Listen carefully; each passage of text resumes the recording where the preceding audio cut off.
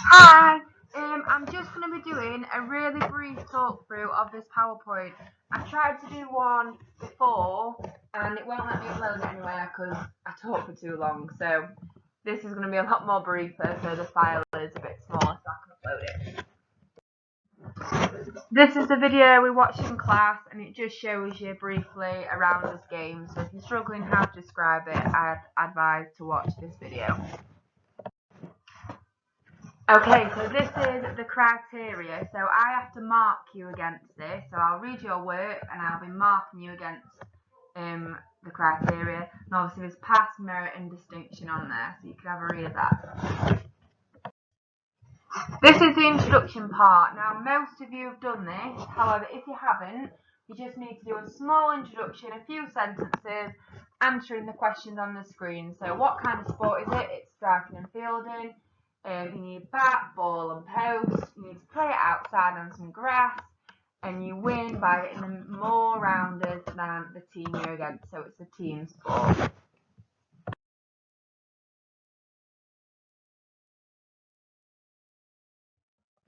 Okay, so I've put the umpire on here first, like I did for badminton. The reason for that is because when you come to write up your rules, you'll then know in your examples which umpire would make that call, okay? So your batting umpire, they enforce the batting rules and they manage the batting team.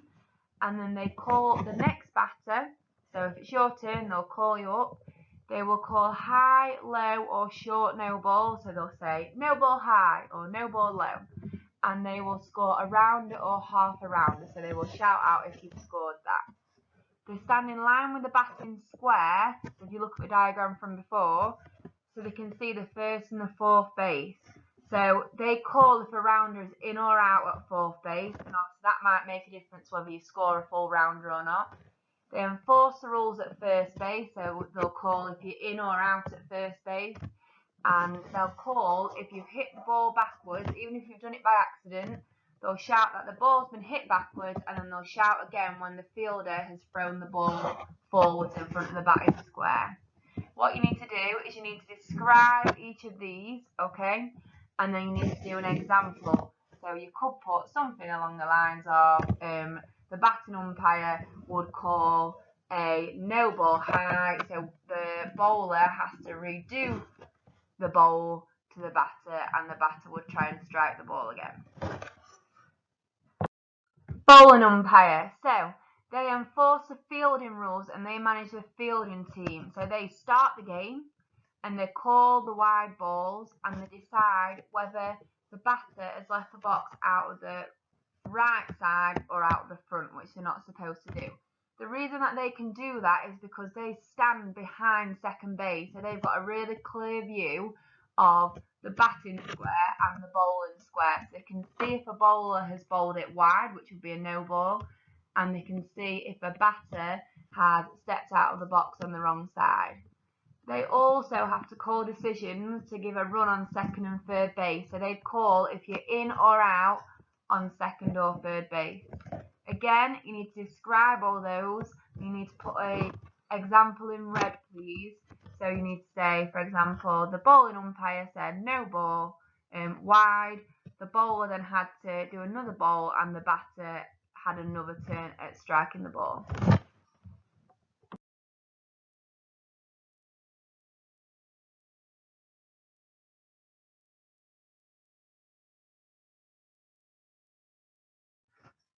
Okay, next bit, batting rules. So you have to leave the box on the right hand side only. So when you're batting, it's your turn, you're stood in a square box.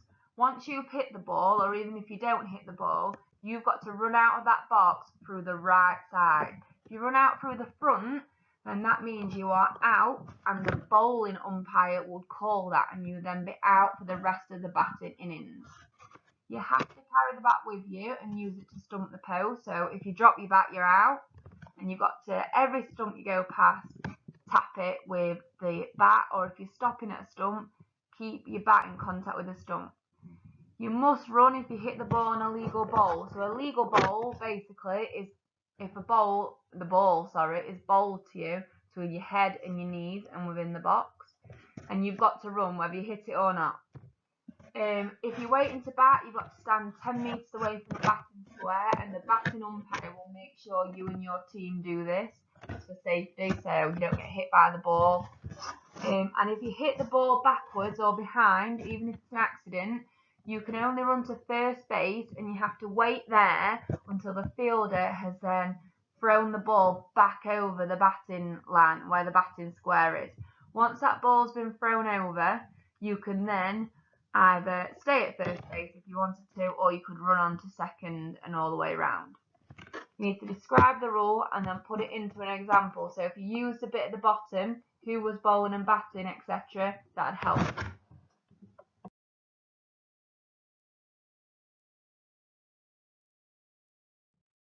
Okay, running rules. So you have to run around the bases. So you can't run on the inside, you have to run on the outside of the bases all the way around. If you run on the inside, then you're out. You can't go back to a base. So if I'm at second base and I'm trying to run along to third, then I decide, oh, actually, I want to go back to second, I can't do that. I would be out. I can't overtake a teammate in front of me. So if I'm at second base and someone in my team is at third base, if I run past them, I am out because I have overtaken them. When you stay at a base, like we said, you've got to remain in contact with it. So your bat has to be touching the base whilst you're stood there. And if you're wanting to score, when you run past fourth base to score around it, you've got to touch the bat onto the post. You have to do that, otherwise it doesn't count. Again, describe each of these rules, and then for each rule, give an example in red using the bottom part of this PowerPoint slide.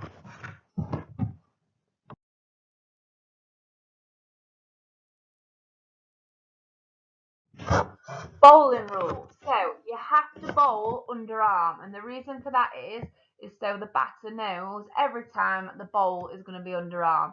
If you could do it any other way, then it might be tricky for them to hit it. So it has to be underarm.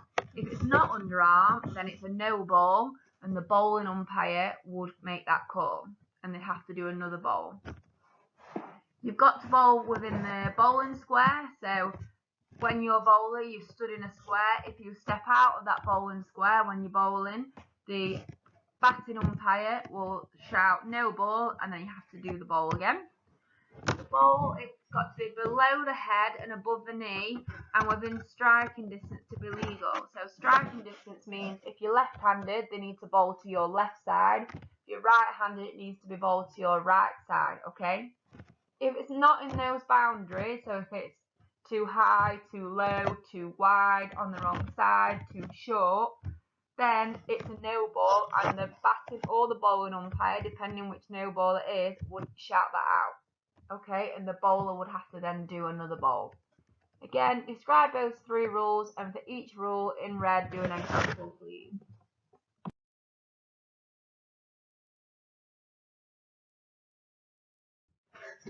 No ball. So on the no ball section, you've got to describe a legal ball.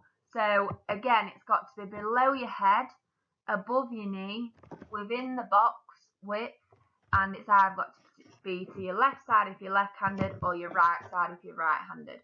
And it obviously can't bounce, okay? A no ball, you could have a body ball. That means if the ball isn't hit to either your left or your right side, it's thrown, and it's thrown straight into your chest, for example, that would be a body ball.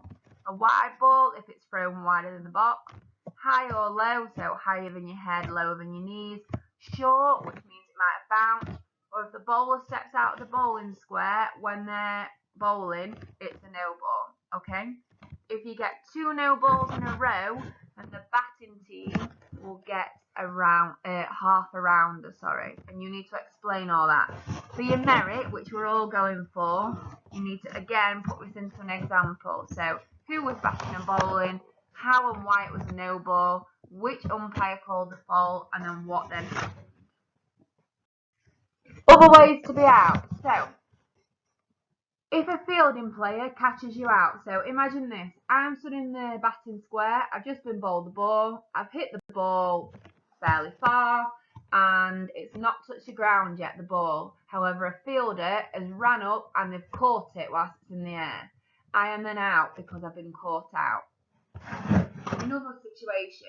So, if a fielding player is stumping a base before I get to it, so if I'm running from base 1 to base 2, and I'm on my way running and they stump base 2, I am out. Another way, is like I said before, if I overtake my teammate. So if I'm on base 1 and I'm running to base 2, but my teammate is stood on base 2, if I overtake them, then I am out. Okay? You need to do an example for each of those above, and I need you to write it in full sentences, please, with detail. Okay? Use the structure in red that I've put on this slide for example.